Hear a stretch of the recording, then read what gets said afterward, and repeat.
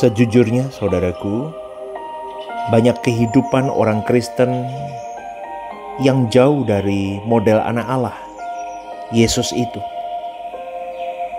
Dan hal itu sudah menjadi suatu hal yang biasa, yang lumrah dan umum.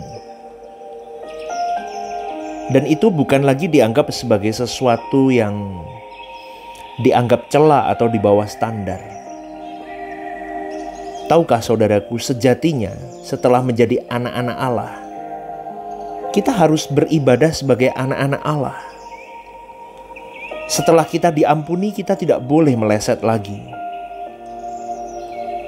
Maka betapa sesatnya banyak orang Kristen yang berpendirian kalau sudah berbuat dosa, mereka minta ampun dan selesai. Kemudian berbuat dosa lagi, lalu minta ampun lagi, selesai lagi. Seharusnya kita bukan hanya tidak melakukan pelanggaran umum, tapi kita seharusnya tidak meleset lagi, saudaraku. Sehingga apa yang kita lakukan itu tepat seperti apa yang Allah mau, seperti yang Allah kehendaki. Dan ini yang dirindukan oleh Elohim Yahweh, Bapa kita sebetulnya. Karena Tuhan itu menciptakan manusia yang di dalam segala perilakunya itu searah dengan Bapa. Pikiran dan perasaannya searah dengan Bapa. Dan kalau pikirannya, perasaannya searah dengan Bapa, itu menyenangkan hati Bapa. Banyak orang baik di dunia, bahkan bisa sampai di tingkat baik yang menakjubkan di mata manusia. Tetapi tahukah saudaraku, orang Kristen bukan hanya mampu berbuat baik seharusnya, melainkan perilakunya searah dengan Bapa, pikirannya searah dengan Bapa. Sehingga apa yang dilakukan orang percaya itu menghibur hati Bapa. Maka kita disebut sebagai anak penghiburan. Karena Allah tidak butuh apa-apa. Dia maha kaya, dia pemilik segalanya. Tetapi Allah bertekad untuk berdinamika dengan menciptakan manusia yang punya gambar seperti dirinya itu, yang punya pikiran, yang punya perasaan. Maka dengan pikiran dan perasaan itu manusia bisa berkualitas di mata Allah, bisa tidak berkualitas di mata Allah, tergantung dari manusia itu. Karena dengan punya pikiran, punya perasaan, maka manusia bisa berontak, bisa benci sesamanya, bisa membenci Allah, bisa mengasihi Allah, atau dia bisa mengabdi kepada Allah. Tentu Allah menghendaki manusia bisa berperilaku bukan seperti robot yang sudah diprogram. Tapi Allah ingin kita natural dalam kehendak bebas kita untuk berperilaku karena yang kita lakukan, yang kita pikirkan semua karena cinta kita kepada Dia. Maka boleh dikatakan ketika cinta kita membara kepada Dia, kepada Bapa, maka manusia berjuang untuk berperilaku sesuai dengan keinginan Bapanya. Ini adalah kehidupan yang jarang dimiliki orang. Kalau boleh dikatakan sangat sedikit sekali orang yang berpikiran seperti itu. Bahkan orang-orang Kristen yang mestinya memiliki kemungkinan untuk mencapai ini, banyak yang tidak memanfaatkan anugerah yang begitu besar yang memungkinkan dirinya untuk berkeadaan seperti itu.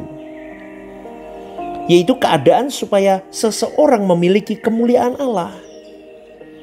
Kalau manusia bisa tersambung dengan pikiran perasaan Allah dan segala sesuatu yang dilakukan sesuai dengan pikiran perasaan Allah, itu yang dimaksud dengan memiliki kemuliaan Allah. Keren loh saudaraku kalau bisa sampai di leveling ini. Kita nyambung terus sama pikirannya Allah, perasaannya Allah. Segala sesuatu kita lakukan sesuai dengan pikiran perasaan Allah. Maka itu yang disebut dengan kita memiliki kemuliaan Allah. Kemuliaan Allah itu bukan karena kita kaya secara dunia, bukan. Tetapi kita kaya di dalam Tuhan. Itu baru memiliki kemuliaan Allah. Hari ini banyak orang Kristen yang salah. Kemuliaan Allah itu kalau dia tidak miskin di dunia. Kalau dia jadi kepala bukan ekor. Wah, yang begitu-begitu deh pokoknya tentang dunia, itu baru mengalami kemuliaan Allah. Bukan itu, saudaraku. Kau punya kemuliaan Allah kalau kau bisa tenggelam, mengalir, merasuk pikiran perasaan Allah itu dalam hari-hari hidupmu. Itu yang saya sebut dengan kekristenan merosot akhir-akhir ini di seluruh dunia loh itu.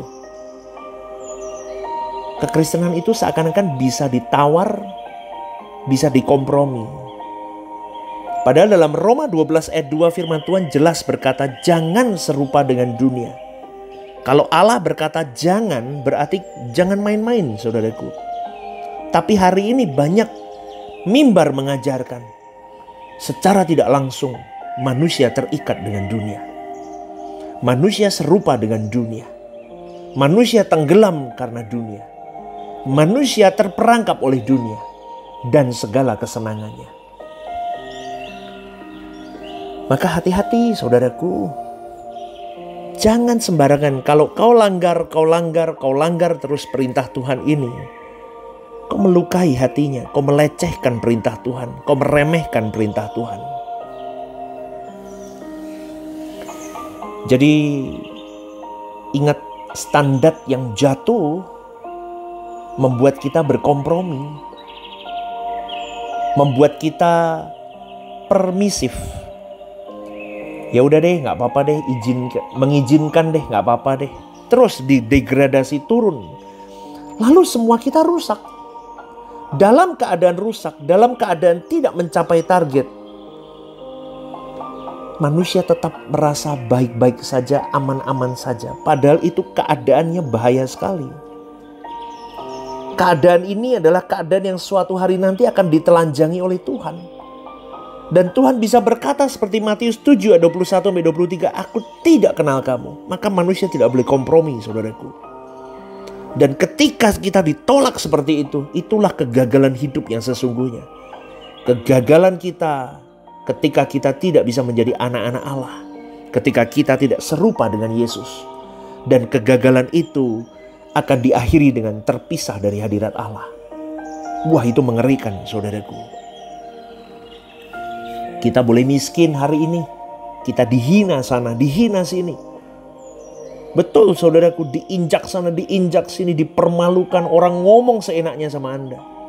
Karena kita miskin, kita gak punya harta dunia, kita gak kaya. Betul, kita... Udah deh, percayalah sama saya, saudaraku. Kau boleh gagal di dunia ini, gagal karir, gagal apa lagi? Gagal pernikahanmu, gagal rumah tanggamu. Kau dipermalukan seperti apa oleh dunia. Kadang saya sedih loh. Seharusnya gereja itu tempat di mana ketika ada orang gagal dipeluk.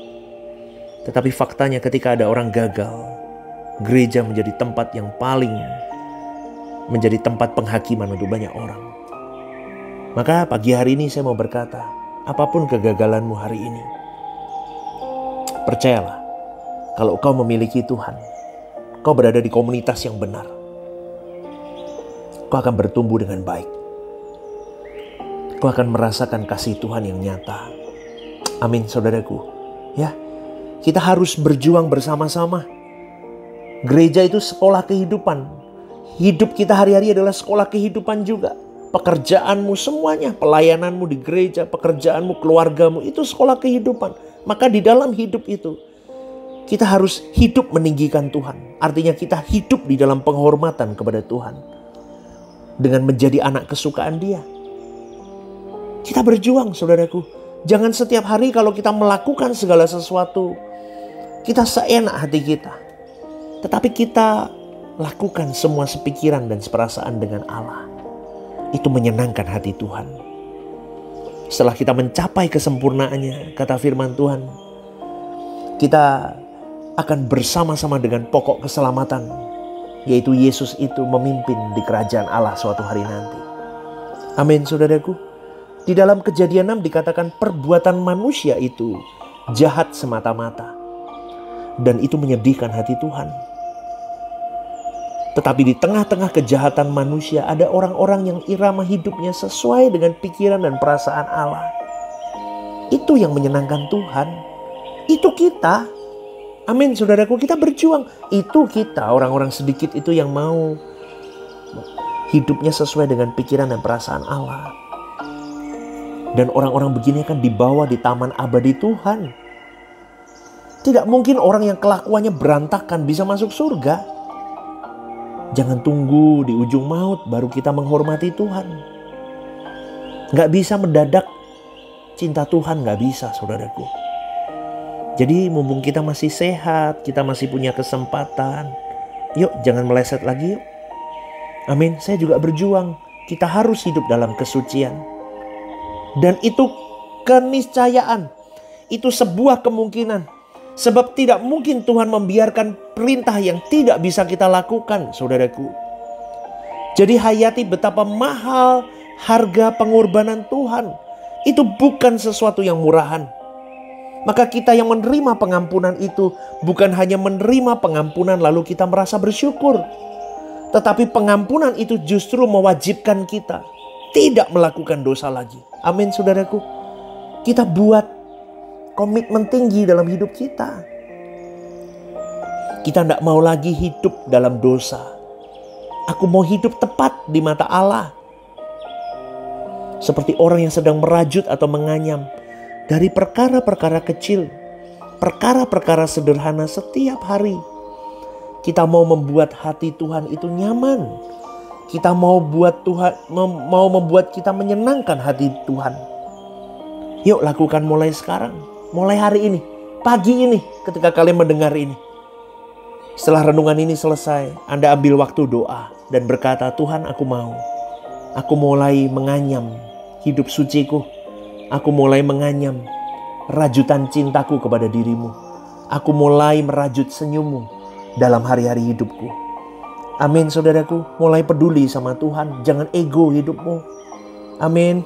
Ya, firman Tuhan berkata, kamu harus sempurna. Katakan kepada dirimu. Tepuk dadamu dan katakan, aku harus sempurna. Roh Kudus memampukan aku. Selamat pagi, saudaraku. Selamat berjuang. Selamat lakukan semua yang baik di mata Allah. Tuhan memberkati. God bless you.